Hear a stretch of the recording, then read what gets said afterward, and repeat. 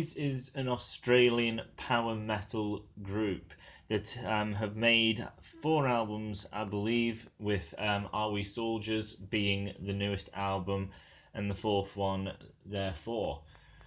The album came out this year, 2019. It was, I think it was released actually this month, maybe, early this month, maybe in the previous month, so it's a fairly recent release. It's a new band that I've basically come across yet again, so I haven't really been with them from beginning to end at this point. I haven't been with them at all, so I don't really know where they've come from, how they've adapted. If this album is different than other albums, because with this being my first listen, I could think it's good, but then listen to all the previous albums, and if it's all repetitive, then that would make this album actually the worse album, even though the later albums would be worse for me because I started here. So because of all of these things, I have looked into their previous catalogue just to try and get a certain idea of the band. They do seem to keep changing it up from album to album. I haven't gone back to the first album, but the second album was a fairly heavy progressive album. The third album, they got another singer. It was more on the melodic progressive metal side of things. And then with this album, the original singer came back, and this album is a lot more kind of... It has a certain vibe that runs through the album. It's kind of like the album cover kind of shows. It's this kind of 60s, 70s pop kind of thing with all the kind of neon and things. It definitely has that kind of feel to it when you listen to it. I don't know what you call it, like synth pop or something. I don't know if that's the wrong etymology to explain it, but yeah, basically the sound of the 50s, 60s, 70s, whatever neon club thing. There is a kind of tone of that runs through each song. So they do change it up, so it is a band that keeps changing drastically, so that is a good thing. This is their newest album, the fourth album. It has 10 tracks to it. The album is fairly long. I think it's just over an hour, I think. So let's get into the first track, which is called Fight or Flight. So Fight or Flight starts with keyboard as well as piano, just making some noise, putting in a little bit of atmosphere before the overall band comes in. When the band comes in, it's pretty heavy. Obviously, it has that keyboard thing, trying to do the kind of synth vibe of what this album goes for, of that kind of 60s, 70s, as I said, synth pop kind of thing. So it's got that kind of vibe running throughout that gives it a bit of a lightness and everything, makes it sound obviously a little old school. But the guitars are fairly modern. It's got a heaviness to it, but it's not something that's overly brutal. It's not a fat guitar bass sound. It's quite clear, a little tinny. It's not overly fast-paced either. It's just a mid-tempo thing. You got some flourishes in there, they're nothing overly technical, just something to just kind of take it away from just it being a constant, power chord type of things. So they put a little bit of a flourish in there, but as I said, it's nothing overly showing off. When the vocalist comes in, he's got a very bright voice. It's very clear, very straight and everything. He doesn't really have any kind of bottom end to it, any kind of roundness or deepness to his voice. It's slightly tinny, not overly, piercing, like it's way too overly bright, where it kind of, is too piercing. It's, got a bit of smoothness in it, so it's not, overly, in your ear, just attacking you. So, the verse, obviously his voice is a little weird to get used to off the bat, but not very. It's just basically the fact that it's just quite high and extremely clear with no real bottom end. It's just basically the fact that that bottom end is not really there with the singer. It's just a little weird for the first few seconds, but you easily start getting into it from then on. It's not something overly drastic, which you have to kind of get used to the voice. The guitars, it's pretty much the same thing. Some simplistic stuff going on, but they put the few flourishes in there just to give it that little bit of excitement. The chorus, the sound opens up a little and everything gets a bit more musical in nature. The verse again, it kind of just cuts out for singer, guitarist, and then the rest of the band comes in. It's got a real good beat to it. It's a very energetic, pretty fun song and everything.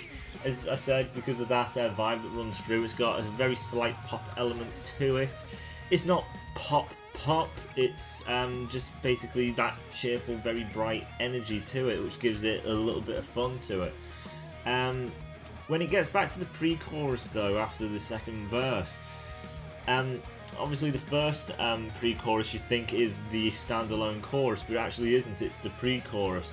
So after this second pre-chorus happens, you actually get into the main chorus, which is not as open. It's open more than what the verse is, obviously, but it has more of a faster kind of flow to it than what the pre-chorus was, but it's kind of slowed down and opened the sound up a little. After the chorus, you're getting softer stuff, so the band starts cutting out, you start getting the piano and things. So going from, you know, the kind of upbeat, mid-tempo kind of heaviness kind of stuff, energetic, to a more slow, laid-back kind of vibe, that will lead into the solo. Now, as far as the solo goes, the guitarist is extremely talented, he's a really good guitarist. But because of the sound and vibe this album goes for, is not going to be anything like, you know, proper heavy metal where you've got loads of shred and stuff happening. It's got pop elements in most of the songs and everything. It's got a fair upbeat brightness to the sound and everything, so you can't really go in there with a very aggressive solo or something extremely dark and wailing on whammies and things. So because of that, you can't do it. If it did, it would be out of character, out of tone. So you can't really complain about it. It's just the way it is because of the vibe this album goes for. So I've got nothing against that. So the guitarist obviously has to work with the vibe given with this album. And that means it has to be a little bit more musical, a little bit more restrained, but with that it basically just means that he has to do something a bit simple, make it leap out, make it really stand out, make it very memorable, and still make it a little fun. Now the first part of the solo is a little bit more restrained, a little bit more kind of basic and everything, until it gets to the later part of the solo. The later part, it brings the tempo up ever so slightly. It's not, you know, again, one of these proper fast-paced metal type of things. But he quickens the pace, he has some decent flourishes, some nice sounds and everything, and it lasts a fair while. It's a very lengthy solo, so it's not one of the greatest solos I've ever heard, but it's a very good solo. But obviously it's not got room for a lot of variation just because of the time that's been given, so unfortunately that can't exactly happen, but what has been given was perfect for the vibe that is in the song, so it fits perfectly with what can be done. After the solo finishes, it goes back to the piano and kind of key sounds. The bands slowly start coming in, same with the vocalist. Then they start adding layers until the whole band comes in. But with that, it's basically the band will come in, but some of them will be kind of quiet in the background while others are a bit louder, and eventually the whole band are on the same volume level, which gets to the end of the song. And that's it. It's 5 minutes 36 seconds, so you got a few decent variations. It's a fun song, some decent riffs in there, a good solo, good vocals, a unique tone, obviously, because of that synth kind of poppy thing that goes on. So a very good song, I must say. So let's get into the next one, which is going to be the title track of the album, Are We Soldiers?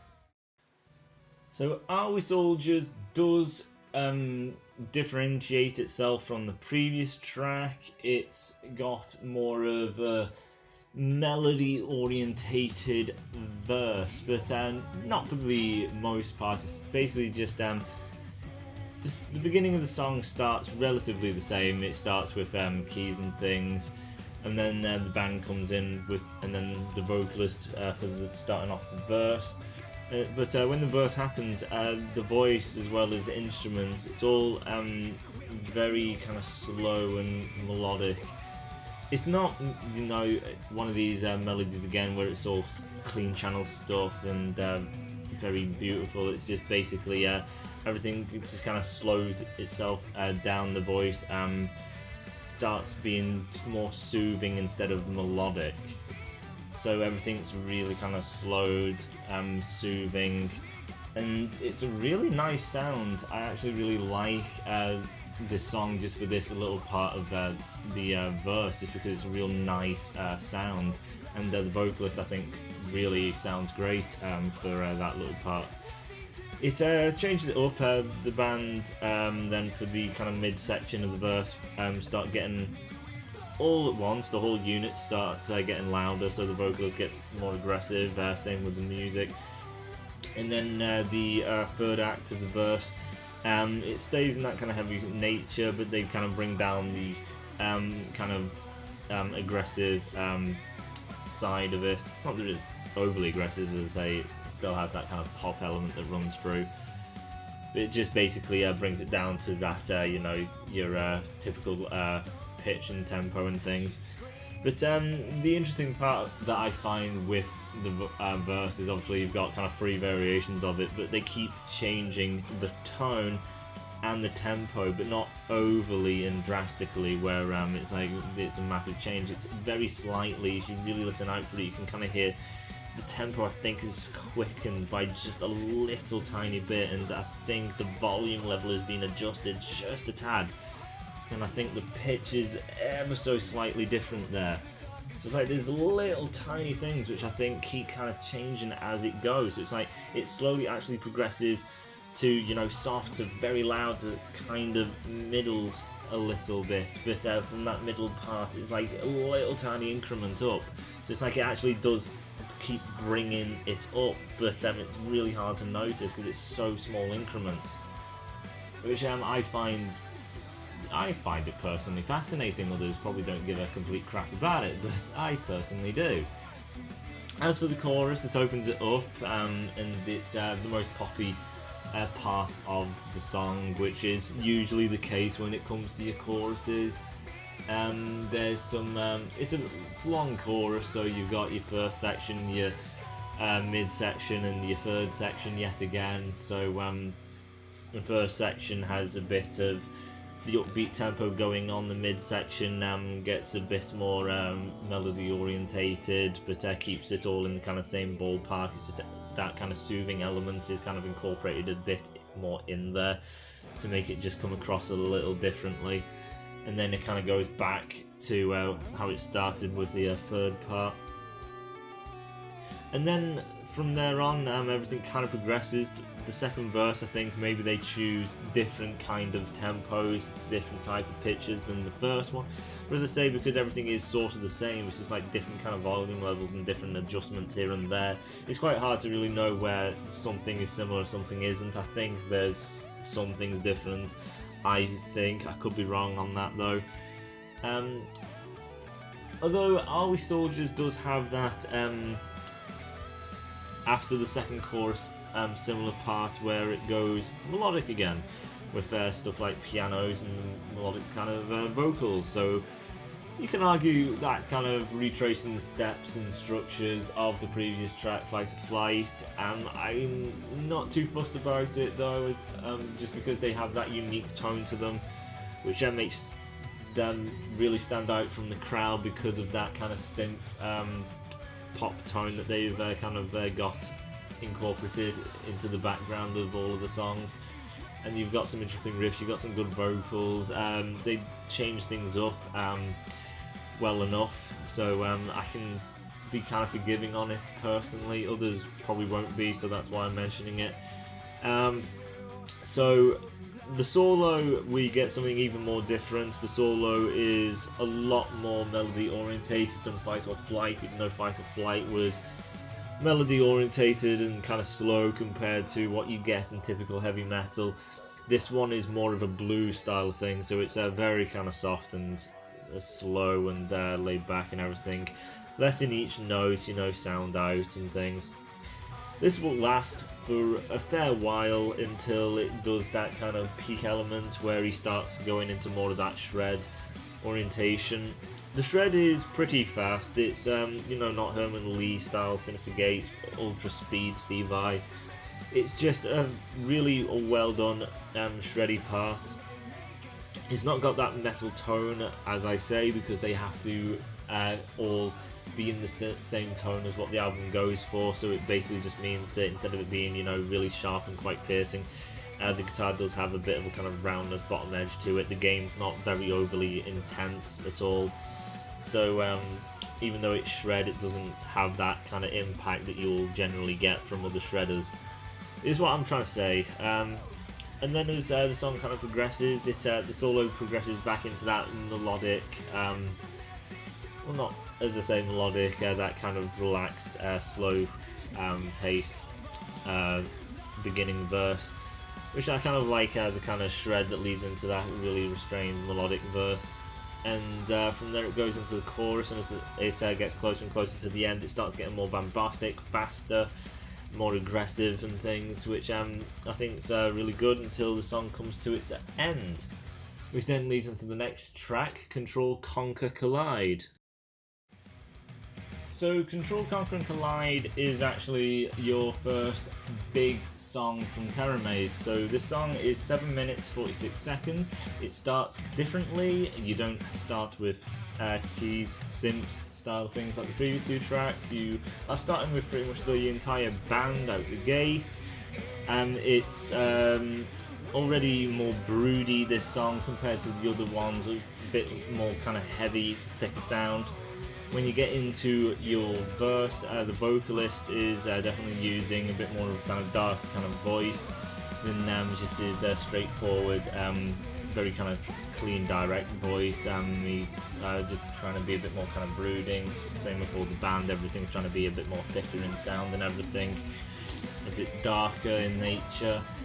That's only the first part of the verse though. It does keep progressing, so the next part it opens up the sound a little bit more to that kind of more typical Teramaze sound, and then you've got what is probably the pre-chorus where things get a lot more direct again. So you've got the guitars just thumping out a few kind of power chords or something like that, so it's just dun dun dun, and then, you know, the pause and the dun dun dun, so it's just trying to do that really sharp, aggressive kind of fast-paced few notes delivered kind of thing, with the vocalist just being a little bit more higher in that delivery. The keys are a bit kind of brighter, and the chorus, everything goes even brighter and things. It still has that kind of dark energy while it maintains this more brighter level. As it gets to the end of the chorus, the lead singer actually achieves a highish note, which I really like. So he just holds on to this nice high note and everything, just showing the good sound of his voice and everything. It's not, you know, intense high or anything, it's just a really solid high note. Then it goes into another kind of interesting area where it kind of unplugs and goes acoustic with the guitars. You've got acoustics. The keys start taking a bit of a lead here, where you would have, you know, kind of the leads, kind of, you know, interludes, little interesting bits from the guitars. The keys start taking that kind of element away from the guitars while they are going acoustic. So you've got keys, acoustic, melodic singing, and then that plays for mostly this second verse here, and then it obviously starts building up as they plug back in, and then you've got the pre-chorus lead back into the same chorus, and then straight after the chorus, I don't think there's anything. It goes to the solo, unless maybe it goes acoustic again leading into the solo. The solo is the most bombastic of the track so far, and you get key solos as well, so it kind of interchanges between keys and guitars. They don't really have set times either, they seem to interchange between each other a lot. So you've got really fast, intense keys, then you have the guitarist will jump in to do a little bit of something, and then you've got the keys. It seems a little more key orientated, which I would say is fine. The guitars obviously had his fair share in the previous track, so just saying, well, the keys has taken too much of it, well, no, because obviously the guitars had its moment and everything, so I think the keys deserve to be a bit more in the foreground for this solo. Again, others may disagree, I'm just stating my opinion on the matter here. But the key solo is pretty intense, it is quite fast paced, it's really well done. The guitar parts which are there, which are quite outshined by what the keys are actually doing, do work quite well. So it's a really good solid solo from the keyboardist now. So Control Conquer Collide is a pretty great song. You've got you know, a different kind of introduction as it goes straight into it. Again, it's not, you know, overly complicated to just kind of have the start of the song just go straight into it. It's not, you know, that thought-provoking or takes that much time to think about. But it is a different start. You've got more of a brooding start of a verse. You've got the second verse, which goes acoustic and everything. You've got the key solo for the first time. You've got the high note from the singer, which I really like. You've got more of the keys in that second verse taking more of the lead than the guitar. So a lot of stuff actually going on with Control Conquer Collide. So you've got Fight or Flight, which is your kind of straightforward fun song. You've got Are We Soldiers, which had a bit more of melody and pop element still. Control Conquer Collide, your bigger song with a lot more going on. So it's going fairly well so far, so let's get into the next track, from Savior to Assassin. So from Savior to Assassin is probably going to be for the more casual listener. So the song starts with the synths, which only last probably around 3 seconds, and then you are introduced with what is the basically most interesting beat of the entire album. It's the most upbeat, it's the funnest of songs, and that's why it's probably more suitable for the more casual listener. I personally really like this track from Savior to Assassin on a fun standpoint.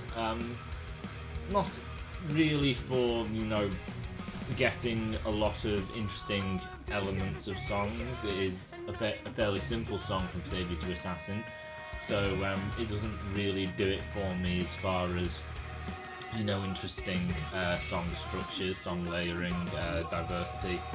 It's just a really fun song and I enjoy it for that. And same thing with my girlfriend, she's not too interested in the rest of the album, she just likes this song because it is the most fun.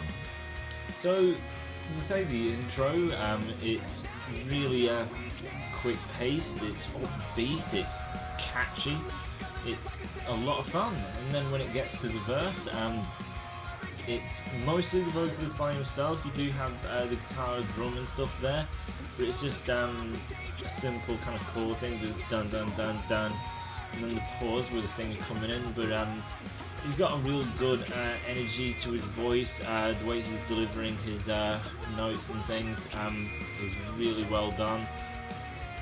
And because the chords and everything are fairly spaced out but effective, it means it's a really simple, very engaging, simple beat, which is, you know, easy to get into and has a good flow to it. Eventually the rest of the band comes in and then everything's going into, you know, it's quick pace and everything, really upbeat, full of energy and life. And even the chorus, you got the fun, upbeat energy, bombastic nature of it again. And then leading off of the chorus with Billy's singer saying the same word over and over again, lingering on his words, as the guitars are rushing it back into the second verse. Second verse musically is consistent.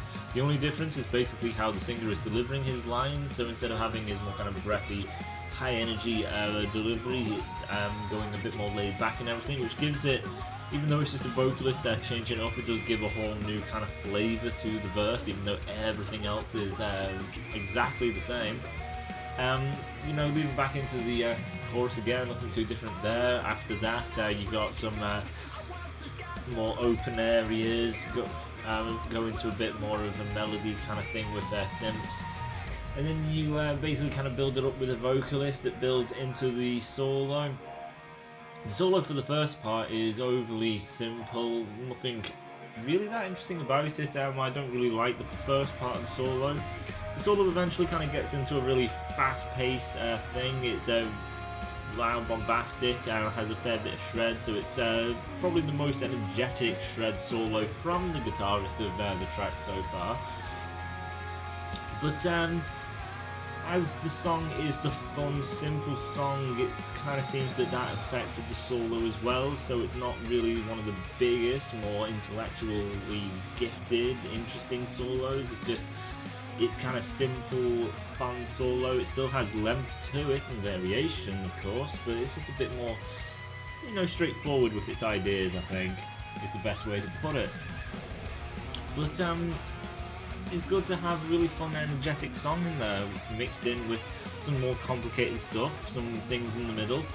Just variation to always keep everyone always engaged. It will reach a wider audience than those who know something overly complicated, which will single out a lot of casual listeners. This will have casual listeners as well as complex listeners, and I think the album would service the both of them. There is stuff for everyone, basically. So, great song for a casual listener, even the more intense listeners if you want to if you don't really have the time, because with more complicated songs you need a bit of time and clear headspace to go into them. So for them, From Savior to Assassin is a song where you can just listen to and enjoy. If you have a band which you really, really like but it's overly complicated, you need to make time for it. This you don't really need to, even with the other songs really, but this one you seriously can just sit back, have it in the background and get a good old enjoyment without any real thought processing going on. So, good track. So let's get into the last one for this first part of the review, Orwellian Times. Don't even know if I've said that right. So Orwellian Times is another song which has got more layers to it than the previous tracks, just like Control, Conquer, Collide. So the song is 7 minutes 45, and it's probably the most interesting in tonal aspects. It has this really weird groove to it. It's not heavy, it's not fast paced, it's definitely a lot of it more of a slower pace, but it's got this kind of relaxed kind of motion to it and energy and things. And it's just slow, it's relaxed, it's got this really kind of interesting groove to it. It's a really interesting vibe and pacing that the song has, but the pacing does keep constantly shifting, but it always has this really weird tone to it, which makes it very unique and very different, because it you know, hits hard with the tone of the album, as well as being very different to previous tracks, with just how everything is just approached. So, you know, the pacing, the tone, just the way they basically put things forward into the song, it's very weird, but very interesting, and sounds extremely pleasing just because of that kind of real slow, kind of interesting, groovy kind of pace they have in the song. The first verse has, again, a fair few different layers. It obviously has that first little bit, and then it has more of a quicker pace where the guitars start getting a bit more intense, and so does the singer and everything. It then leads into the chorus, but then everything just kind of goes really kind of open, just has this really kind of 80s, 70s synth pop vibe, just with this really slow, sort of drugged out kind of feel to it. It's just like got this really weird vibe to it. And then you got elements where the lead singer just kind of goes really mellow and things and calm, as the guitar just does a few kind of lead interludes trailing out back into its other elements. As the second chorus, the lead singer is just completely left isolated with a bit of echo on his voice and just kind of piano and things going. Again, giving this weird trippy vibe, and then you've got guitars coming in with guitar kind of interludes. Then it's just kind of like clean channel guitar with the vocals, and then back to it having guitar kind of interludes over the kind of keys, the drums, and the singer. Just giving a bit of excitement, a bit of technicality to the music again, because it's not an overly technical album, but they do have technical elements of, you know, how tonally things shift, tones, pacing and things, layering, some few like tweaks of playing here and there just to give it a bit of a technical aspect, but obviously be approachable with it being, you know, easy to get into than other kind of progressive stuff. The solo again for this one is like Control Conquer Collide, with it being guitar and keys.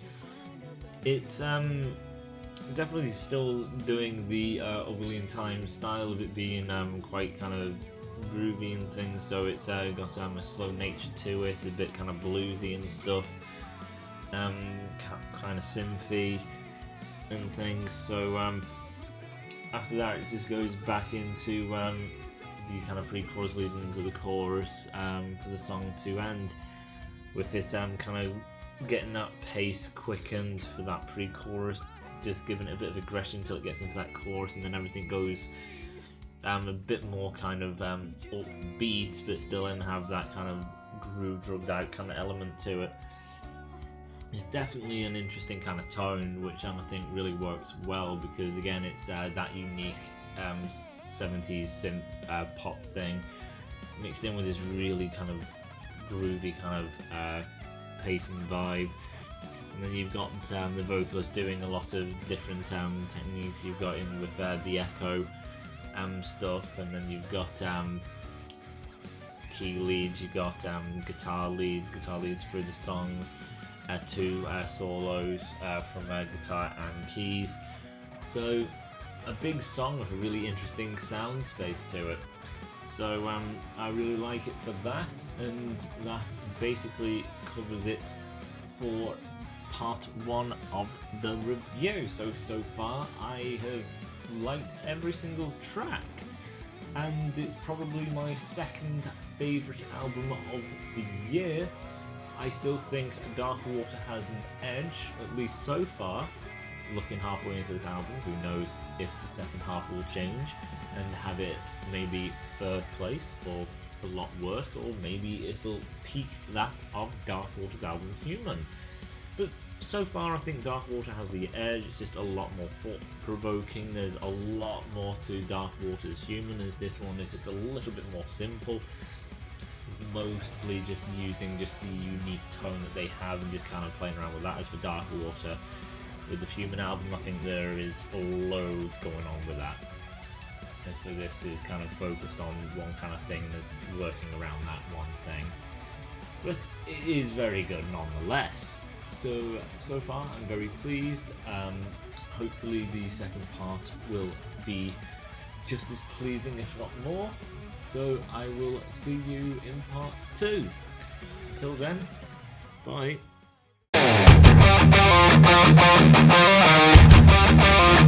Thank you.